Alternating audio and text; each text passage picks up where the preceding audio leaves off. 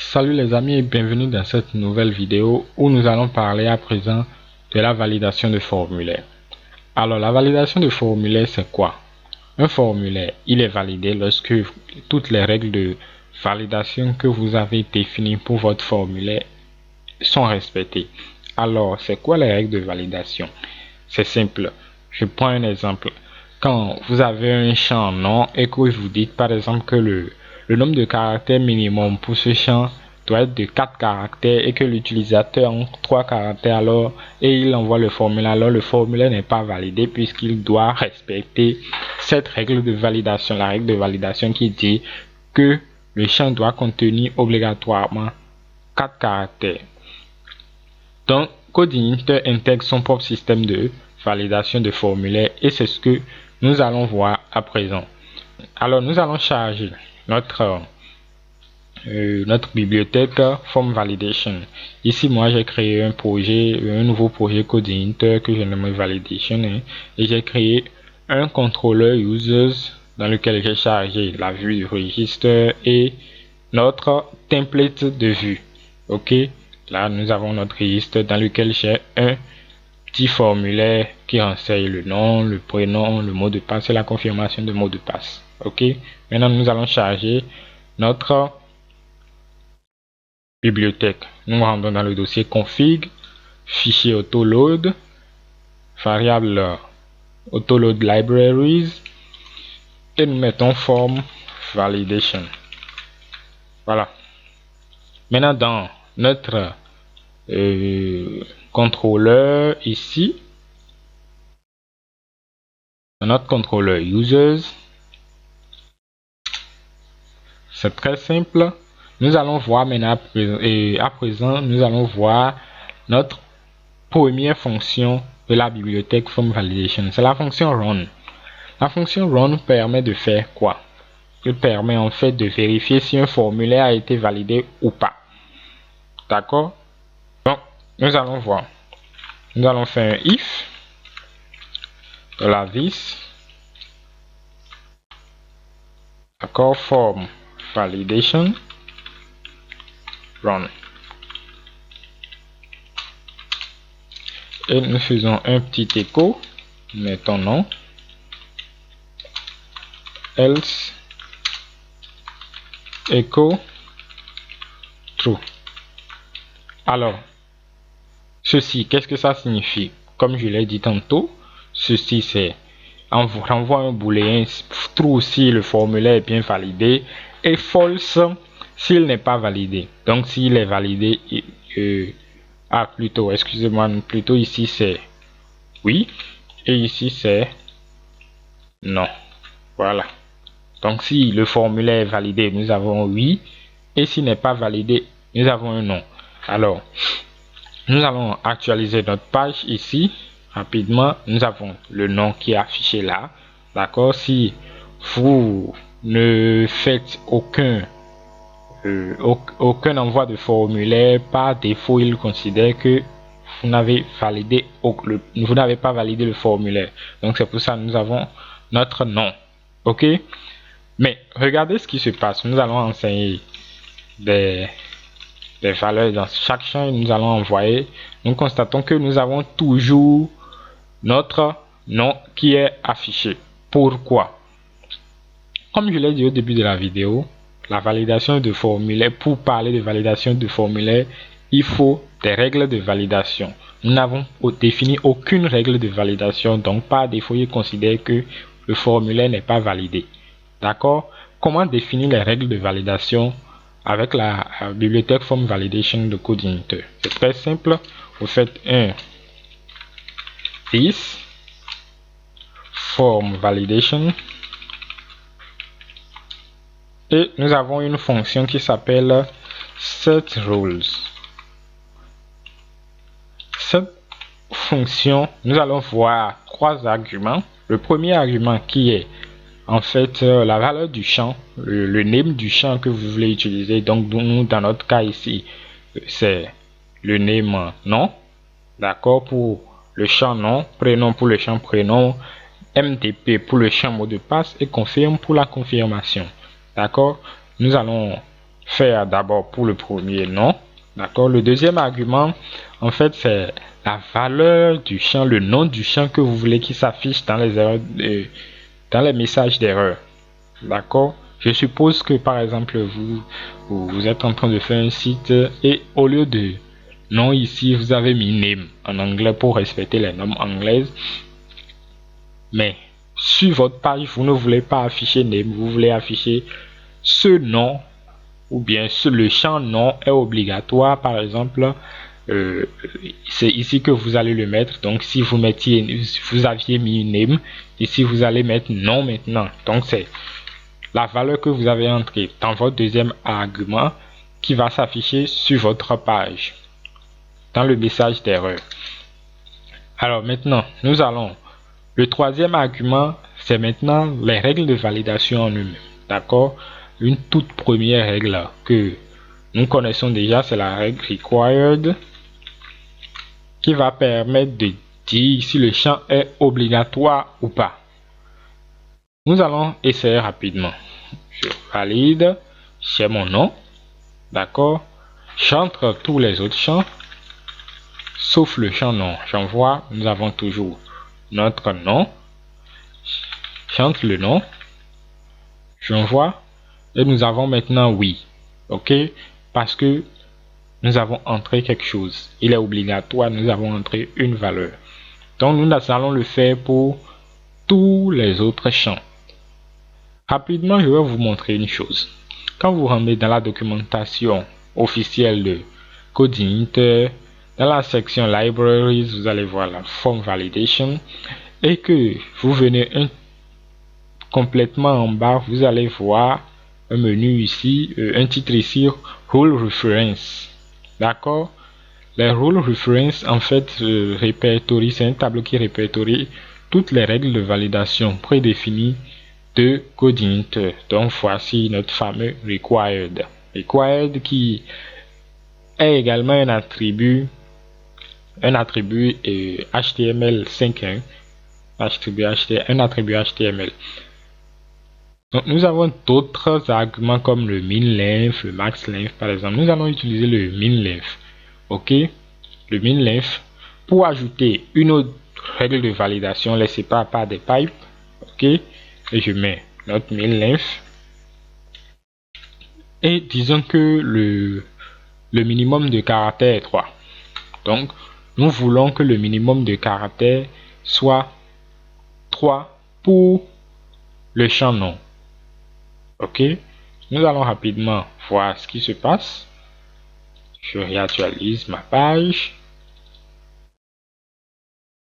J'entre 2 caractères ici et je valide. Nous sommes toujours dans notre nom. Mais quand je mets plus de 2 caractères et j'envoie, nous sommes dans notre oui. Nous allons le faire maintenant pour tous les autres champs.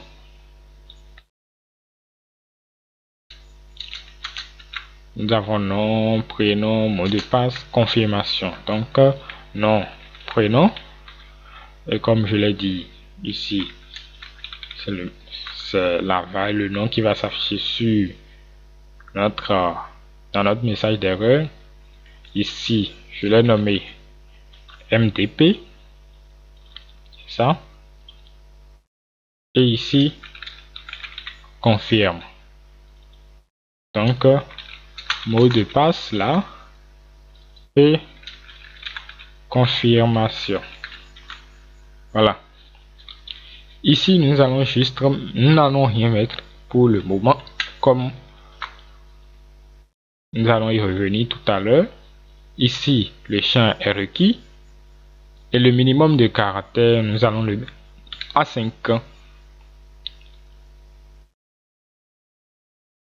Maintenant, nous sommes dans notre required.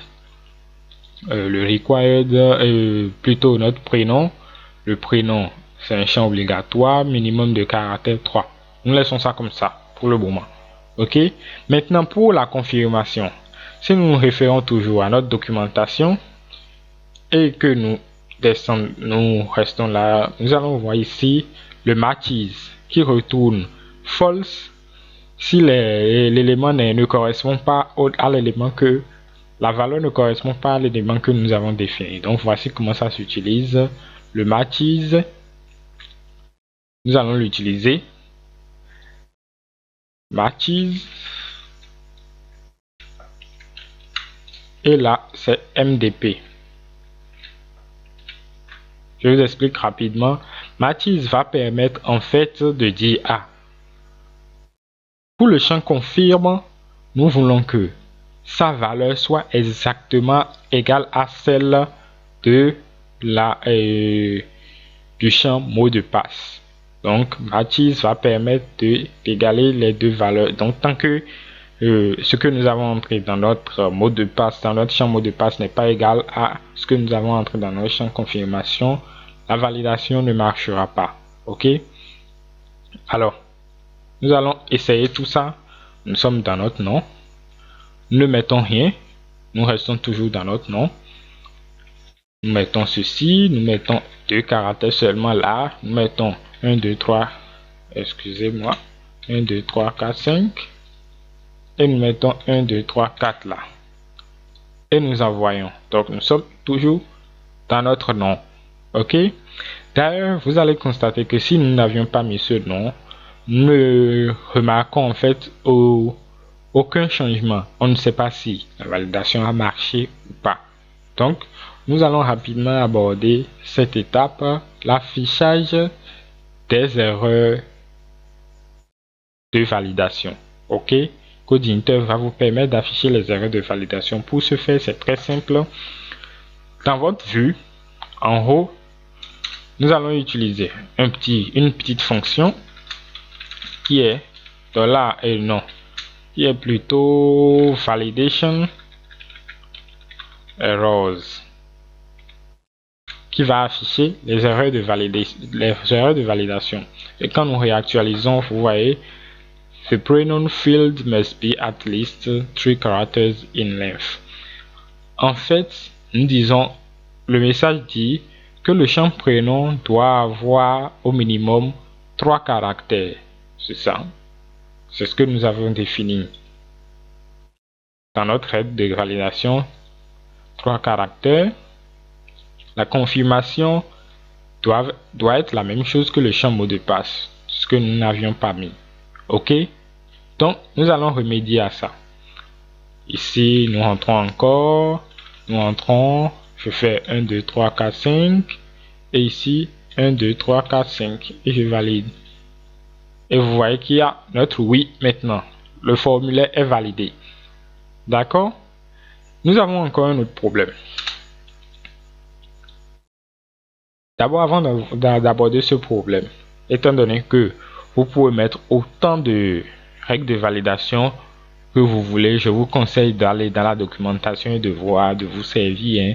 Nous avons par exemple cette règle qui est isUnique qui va vous permettre, si vous avez un champ unique dans votre base de données, vous avez un champ nom d'utilisateur par exemple, ou bien email, un seul utilisateur doit avoir qu'un email. 2 utilisateurs ne peuvent pas avoir le même email. Vous pouvez mettre isUnique pour vérifier les valeurs dans la base de données. D'accord? Il y en a assez. Hein? Vous pouvez vous servir. Maintenant, vous allez constater que à chaque fois que nous faisons une erreur de validation, d'accord, je refais rapidement. Je mets 1, 2, 3, 4, 5. Ici, 1, 2, 3, 4, 5. Et je valide. Bon, là, nous avons oui parce que je n'ai pas j'ai respecté toutes les règles de validation. Ce que nous allons faire, nous n'allons pas respecter les règles de validation juste pour que vous voyez ce dont je parle. Donc je mets ici 1, 2, 3 et je valide. Là nous sommes dans le nom. Donc c'est parce que les deux champs là ne sont pas. Mais le problème c'est que tous les champs se vident à chaque fois. Et imaginez que vous avez un formulaire très grand, très grand. L'utilisateur va reprendre encore tous les champs. Ça peut saouler l'utilisateur arrivé à un moment. Donc, nous avons une alternative, c'est de garder les informations à l'intérieur de chaque champ.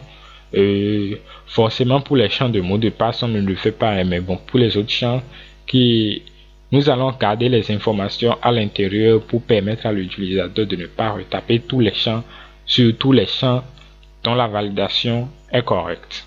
Pour le faire, c'est très simple. Ici, nous allons mettre un attribut value, value, et nous allons y mettre une petite fonction qui s'appelle set_value, et cette fonction a comme argument le name, ce name là. Donc nous mettons non et nous le faisons pour tous les autres champs. D'accord, nous faisons ça juste pour le champ prénom, et puis pour les mots de passe, on ne garde pas les informations à l'intérieur des mots de passe, ce n'est pas très conseillé. Maintenant, si nous réactualisons notre page, vous voyez que les informations que nous avions entrées sont restées à l'intérieur. Donc si je faisais nom Toto, prénom Tata, et je mets 1, 2, 3, 4, et je mets 1, 2, 3, et je valide, vous voyez,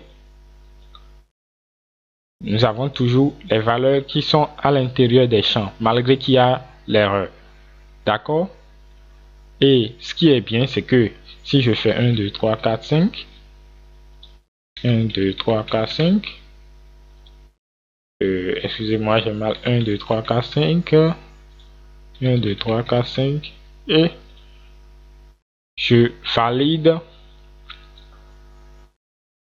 Nous avons notre oui et nous n'avons plus le message d'erreur. Alors, ce que moi je voudrais faire maintenant, en fait, c'est lorsqu'il y a le oui qui est plus les valeurs dans les champs. D'accord? C'est dû au fait que nous avons utilisé un echo et nous avons des loads ici. Donc, en fait, nous sommes sur la même page. Nous n'avons pas quitté la même page. La page n'a pas été réactualisée. Donc, tant que les pages n'ont pas été réactualisées, les valeurs sont toujours à l'intérieur. Donc, ce que nous allons faire, nous allons utiliser les messages flash.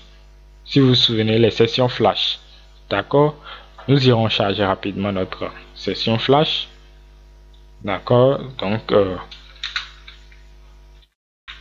nous chargeons la bibliothèque session. Et là, nous disons simplement this session. Et nous mettons set_flash.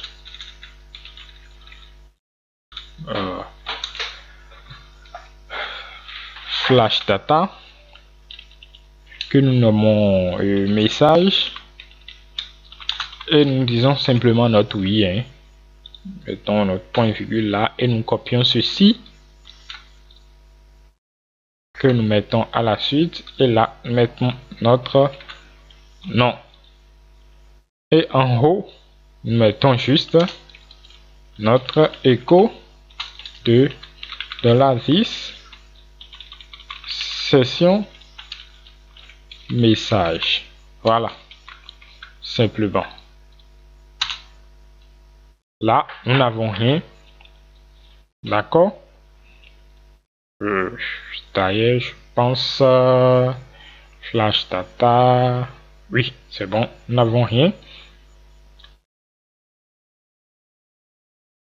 Et là, nous entrons les informations du formulaire.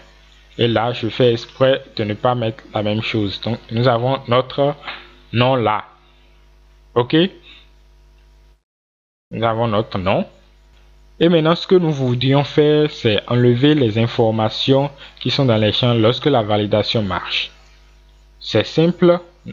Ici, nous allons faire un redirect. D'accord? Faire en fait la même URL. D'accord?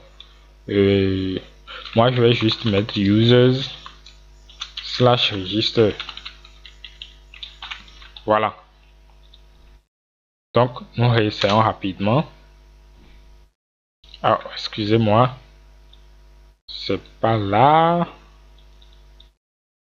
c'est plutôt là. Voilà.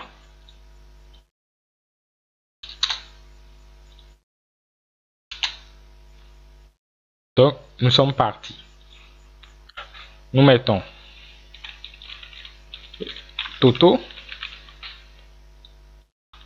Tata, 1, 2, 3, 4, 5, 1, 2, 3, 4, 5, et nous avons notre oui et nous n'avons plus les informations à l'intérieur des champs. Autre chose que nous pouvons faire avec la bibliothèque Form Validation, d'accord, c'est un petit truc. Je vous le mets rapidement. Ici, je fais l'exprès de ne pas mettre la même chose, je valide. Là, nous avons le message d'erreur en fait qui s'affiche en haut. Ce que je vais faire même, c'est faire en sorte qu'il y ait plusieurs messages d'erreur. Voilà. Donc, nous avons 3 messages d'erreur et tous les messages d'erreur sont en haut. Bon, là, c'est pas mal, mais bon. Certains voudraient en fait que les messages d'erreur soient personnalisés, c'est-à-dire que ce message relatif au nom soit en dessous du champ nom, ce message relatif au prénom soit en dessous du champ prénom, ainsi de suite. Pour le faire, c'est très simple. Nous sommes dans notre registre. En dessous de notre nom, nous faisons quelque chose du genre et nous faisons un form error non. Là, il affichera en fait les erreurs du formulaire relatif au nom et ici relatif au prénom. Là, les arguments que nous mettons, c'est bien les names. Ici, relatif au MDP, au mot de passe, et ici relatif au confirme. Voilà. Et si nous réactualisons, vous voyez bien que en dessous de chaque champ, nous avons le message d'erreur. D'accord? D'ailleurs, nous allons enlever ceci. Voilà, il nous suffit juste d'enlever Form Validation Errors. Et nous réactualisons. Là, en dessous de chaque champ, nous avons le message d'erreur associé. Ok, le problème maintenant c'est que les messages sont en anglais. D'accord, comment faire pour que ça soit en français? Dans un premier temps, vous pouvez télécharger les fichiers de langue dans Codeigniter et les intégrer et vous aurez déjà les messages en français. Mais si vous ne voulez pas faire ça, c'est aussi très simple. Nous pouvons personnaliser en fait les erreurs de validation. Pour les personnaliser, c'est très simple. Il existe un quatrième argument pour la fonction setRules qui est un array, d'accord, où nous allons définir le message pour chaque erreur de validation, d'accord. Donc premièrement pour notre required, ok, nous disons juste que le champ, voilà, est obligatoire. Nous allons essayer rapidement voir.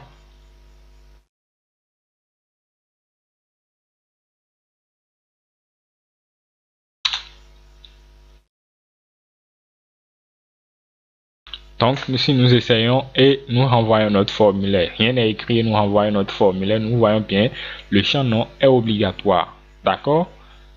Pareil, si nous restons dans la logique du min-length, nous faisons seulement 1. D'accord? Min-length.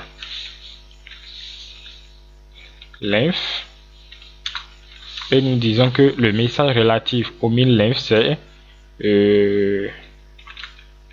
par exemple trop court. Simplement. Alors, j'ai mis un petit pourcentage S ici. Qu'est-ce que ça veut dire? En fait, ça veut dire Codeigniter va ingérer cet attribut-là. C'est pour ça que tout à l'heure, nous avons le champ non est obligatoire. parce que nous avions mis non ici. Juste pour vous montrer que ça marche, je mets de n'importe quoi ici et je réactualise. C'est ce n'importe quoi qui s'affiche. C'est tout. Ok, nous remettons non. Donc, nous allons tester le message trop court. Nous allons mettre juste 2 caractères. Nous validons, nous voyons bien trop court. Donc, vous pouvez le faire pour tous les autres champs. Alors, nous venons de voir quoi? Nous allons résumer rapidement. Nous savons maintenant comment utiliser la bibliothèque Form Validation, vérifier si un formulaire est valide ou pas. C'est ça? Avec la fonction run. Si elle est valide, nous exécutons une action. Si elle n'est pas valide, nous exécutons une autre action. Ok?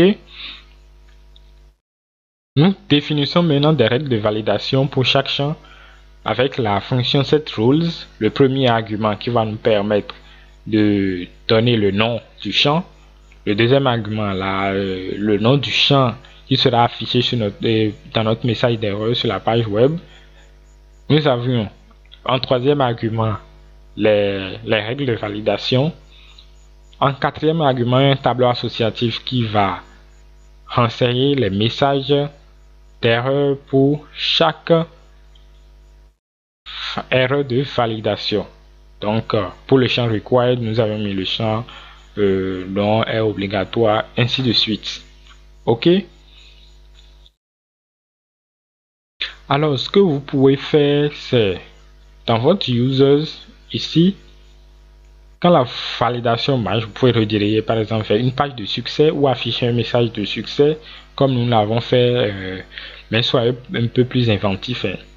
Et ici, afficher un message d'erreur. Ok? Afficher un message d'erreur si la validation n'est pas bonne. Et si elle est bonne, afficher un autre message, un message de succès ou rediriger vers une page de succès ou une page d'erreur. Donc voilà tout ce que je voulais vous montrer dans cette vidéo concernant les form validation.